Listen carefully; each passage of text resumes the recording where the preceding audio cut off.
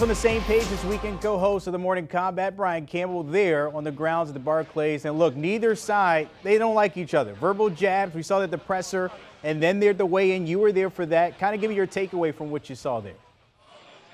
Yeah, look, there's some raw energy going on here just outside the Barclays Center in Brooklyn, New York. Always a great fight town, but this is not a normal sort of pay-per-view or fight build.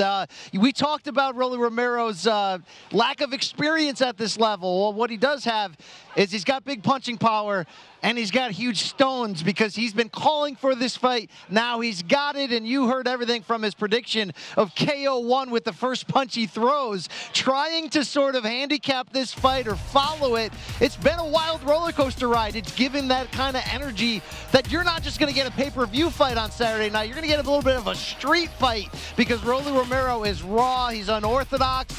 What we're trying to figure out, though, just 15 fights into his pro career come Saturday night. Is he for real? Is he for real on this level? Having interviewed him, having watched him, it's really hard to tell. He's a unique character that seems equally crazy and crazy like a fox as any good marketer would be. So the atmosphere here, which is only helped by that little shove and Romero falling off the stage, is you can expect the unexpected when these two touch gloves. Yeah, no love lost there. We got a picture of that a little bit, but BC, wrote on CBSSports.com the animosity between the two here. Take us through the history between these two fighters a bit. Yeah, if you talk to Tank Davis, he's trying to stay cool and calm and say, look, it's not personal. It's business. This guy's a clown. I do take him serious to a certain degree, but I'm just here to knock him out and move on. It's been Rolly Romero that has really done a great job, not just promoting this fight, but pushing out a few different narratives. He claims Gervonta Davis ducked him twice out of 2 sparring sessions some 7 years ago. We had Tank Davis on this set showing us the DMs, trying to prove that's not true. You also have Rolly Romero claiming that Gervonta Davis shoved him at a 2019 fight in the crowd, sort of off camera. Whether any of that is real or that's the motivation Rolly needed, he certainly raised his profile. Yes, he's 14-0 with 12 KOs, got a piece of sort of an interim secondary title at 135 pounds, but he's only in this fight because he took that little bit of beef between them and really pushed it to the forefront. And in the interviews I've done with him, I've tried to sort of poke Rolly and just try to chat, like, is it for real? Does he really believe the stuff he says? I'm really not sure at the end of the day. If it's an act, it's a heck of an act. But regardless of that, I don't think he's necessarily penetrated the mindset of Tank Davis. He seems much more mature, much more ready. Yeah, he pushed Rolly. Yeah, they fought off the stage. We had a little bit of a skirmish there.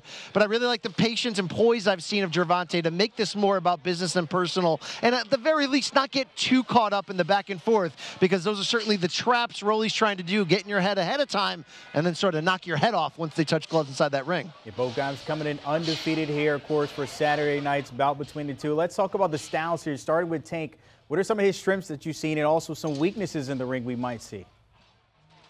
Yeah, look, Tank Davis can do it all. He's right on the edge of the pound-for-pound top 10. He's won world titles, pieces of it in 3 different weight classes against all kinds of opponents. He's a southpaw with big-time power, and that gets fans in the door. He drives a big celebrity crowd to come see him fight because he delivers knockouts. We called him the Mike Tyson of the lower weight classes on his initial rise. But the thing about Gervonta Davis is he can box just as good as he can punch. That's why he's such a wide betting favorite in this fight.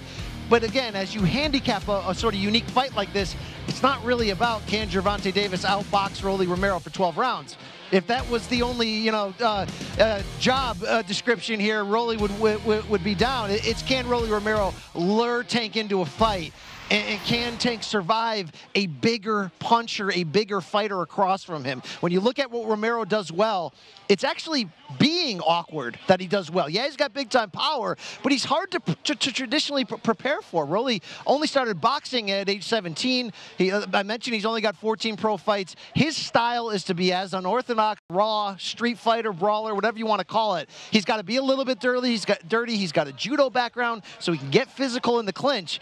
But if you're Tank Davis, you want to be selective. You want to be a sharpshooter. You want to try to land those shots that Romero doesn't see coming that can get him out of there. But you also have to respect the animal, for lack of a better word, that you have across from you. Romero's going to come out guns blazing to open this fight, as you might expect. And no matter how trained you are, how much better technique you have, you're going to have to stop those helicopter punches from finding their mark. That's stylistically job one for Gervonta in trying to pick apart the less refined fighter over the distance. wins. All right, Rolly, of course, coming in 14-0. Gervonta, by the way, has 24 knockouts in those 26 fights. All right, I need your prediction here. Somebody is going to get that O removed. Who would it be?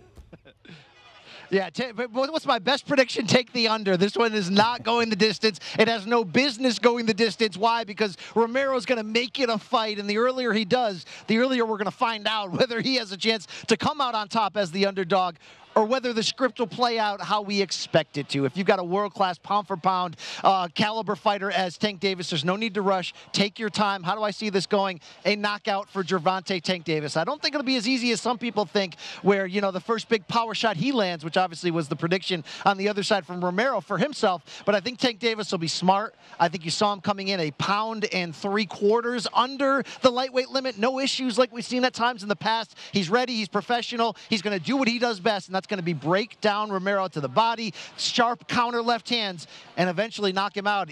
I like around the 6th round. I think this will be fireworks the whole way. If you're an old school boxing head, you know that Romero kind of reminds you of a Ricardo Mayorga, a guy guns blazing, going to bring it out there. It's going to be entertaining, but this is Gervonta Davis's fight to win. I think he does come Saturday night. Regardless, fireworks will be in the city in New York. As always, Brian Campbell, appreciate you breaking all that down. You can catch BC along with Luke Thomas on the Morning Combat per usual. Luke and Brian always giving us everything. By the way, breaking down the UFC 277 fight card along with Valentina Shevchenko and her comments about moving up to 135, plus the breakdown Canelo and Triple G being announced for September. Download and give the guys a follow.